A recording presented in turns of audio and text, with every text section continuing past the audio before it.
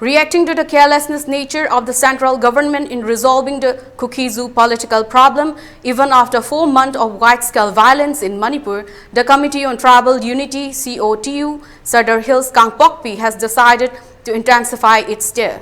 The announcement has come after the mandate of the people during the observance of Remembrance Day held at Brigadier M. Thomas Ground in Kangpokpi on Sunday evening, commemorating the 4-month-long wide-scale violence in the state of Manipur that sparked off on 3rd May.